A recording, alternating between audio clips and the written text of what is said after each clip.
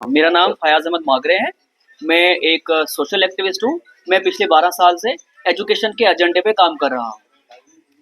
देखिए 2023 में एक स्कूल एजुकेशन ने एक एनुअल ट्रांसफर ड्राइव किया।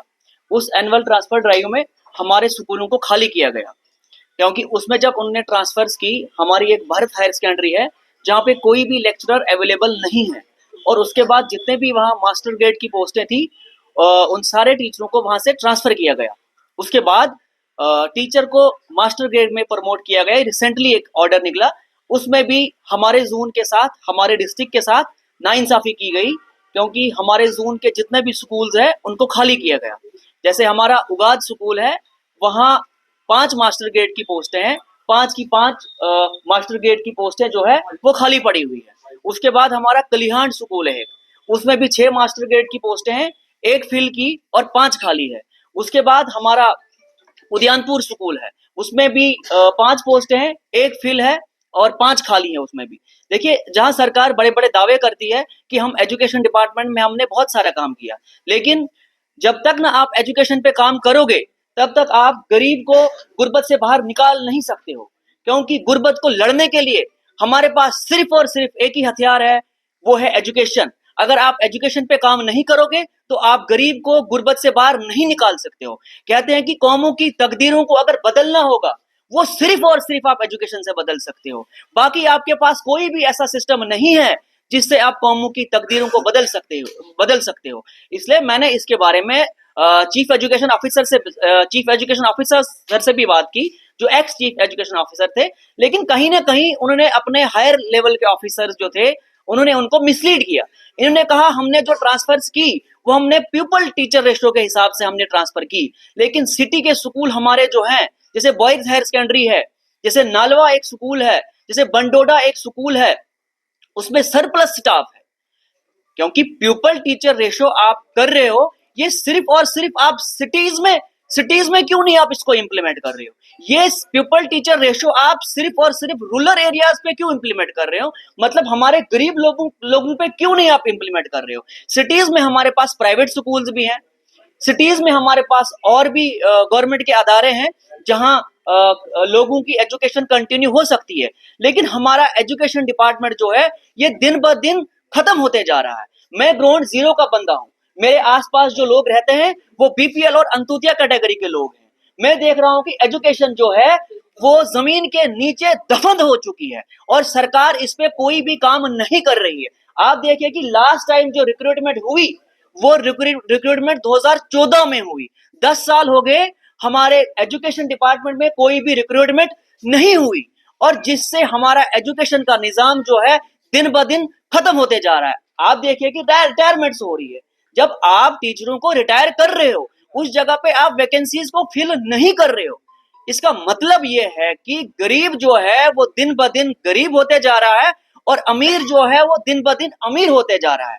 अगर आप एजुकेशन पे काम नहीं करोगे तो हमारा मुल्क डेवलप नहीं हो सकता है, और हमारा डिस्ट्रिक्ट भी डेवलप नहीं हो सकता है, और हमारी पंचायत भी डेवलप नहीं हो सकती है। इसलिए मेरी रिक्वेस्ट रहेगी सरकारों से और लीडरों से, चाहे चीफ मिनिस्टर हो, चाहे कमिश्नर सेक्रेटरीज हो, चाहे डायरेक्टर स्कूल एजुकेशन हो, चाहे चीफ एजुकेशन ऑफिसर हो, कि आपने एजुकेशन पे फोकस करना होगा, आपने एजुकेशन पे काम करना होगा।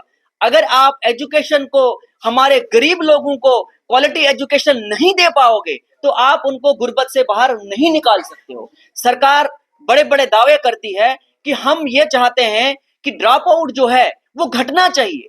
मैं ग्राउंड जीरो का बंदा हूं। मैं डोडा के दूर दराज एक गांव का रहने वाला हूं। मैं वहां से जम्मू में आया हूं और आपके सामने बता रहा हूं, फैक्चुअल रिपोर्ट बता रहा हूं। क्योंकि आप देखिए कि सरकार बोलती है कि ड्रॉप आउट रेशो जो है वो घटना चाहिए, जहां पे हम देख रहे हैं ग्राउंड पे ड्रॉप आउट रेशो बढ़ रहा है। क्योंकि जब आपके पास टीचिंग स्टाफ अवेलेबल नहीं है, जब आपके पास इंफ्रास्ट्रक्चर सही नहीं है, आप बताओ मुझे कैसे आप हमारे पंचायत को डेवलप कर सकते हो, कैसे आप हमारे डिस्ट्रिक्ट को डेवलप कर सकते हो? और जब हमारा बच्चा स्कूल जाता है, उसका पेरेंट्स वेट कर रहा होता है कि स्टाफ आएगा, हमारा इंफ्रास्ट्रक्चर ठीक हो जाएगा, लेकिन वो इंफ्रास्ट्रक्चर ठीक नहीं हो रहा है। उसके बाद 2-3 महीने के बाद वो पेरेंट्स उठ के अपने बच्चे को लद्दाख भेजता है मजदूरी के लिए, क्योंकि जब आपको क्वालिटी एजुकेशन स्कूल में मिल नहीं रही है, पेरेंट्स सोचता है कि ठीक है मैं इसको स्कूल भेज रहा हूं, लेकिन बच्चे को तो हासिल कुछ हो ही नहीं रहा है। अगर बच्चे को कुछ हासिल नहीं हो रहा है, उसका पेरेंट्स बोलता है जाएगा लद्दाख और हिमाचल मजदूरी पे जाएगा, क्यों ये एजुकेशन, क्यों ये अपना टाइम को वेस्ट करेगा। इसलिए मेरी रिक्वेस्ट रहेगी, अगर सरकारें बनती है, अगर ये उस टाइम गरीब लोगों से वोट लेते हैं, लेते किस लिए? इन्होंने एजुकेशन के निजाम को बेहतर बनाना है, इन्होंने हेल्थ के निजाम को बेहतर बनाना है। अगर आप एजुकेशन के निजाम को बेहतर नहीं कर सकते हो तो आप कौम को कभी डेवलप नहीं कर पाओगे। दूसरा हमारा मुद्दा है प्राइवेट स्कूल के रिलेटेड।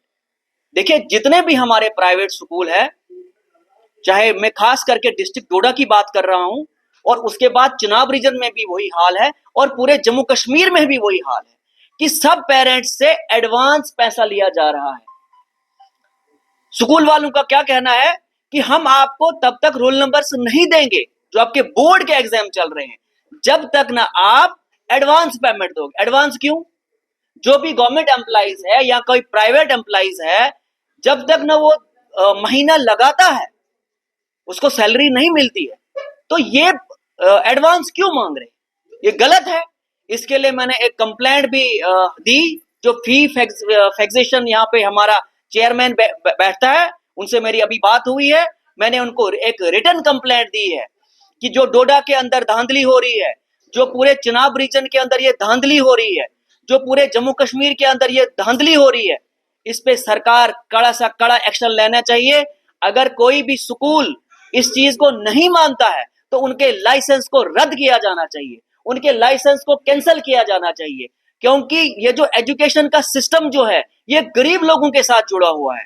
अगर आपके गवर्नमेंट स्कूल सही नहीं चल रहे हैं, अगर आपके गवर्नमेंट स्कूलों में आपका इंफ्रास्ट्रक्चर नहीं है, आपका स्टाफ नहीं है, उसके बाद गरीब चाहता है कि मैं अपने बच्चे को प्राइवेट स्कूल में पढ़ाऊं, लेकिन वहां की फीसें देखें आप कितनी है। ऐसी फीसें हैं जिनका नाम ही हमने नहीं सुना है। ऐसी ऐसी फीसें हमारे गरीब लोगों से, हमारे सीनियर सिटीजन से ली जा रही है। दूसरा हमारा इसी में मसला, हम चाहते हैं जितने भी हमारे प्राइवेट स्कूल के टीचर्स हैं, क्योंकि जब भी पेरेंट कोई फीस देता है वो उसके मालिक के पास जाता है, लेकिन जो टीचर होता है वो स्कूल चलाने वाला वही टीचर होता है, लेकिन उस टीचर को सैलरी वो अच्छी नहीं दे रहे हैं। इसलिए हमारी सरकार से रिक्वेस्ट रहेगी कि आप इसमें मिनिमम वेजेस एक्ट, क्योंकि मिनिमम वेजेस एक्ट जब इसमें इंप्लीमेंट हो जाएगा या सरकार इसमें कोई पॉलिसी लाएगी, तो डेफिनेटली हमारे जितने भी प्राइवेट स्कूल के टीचर्स हैं उनका भी एक जॉब सिक्योरिटी उनको मिलेगी।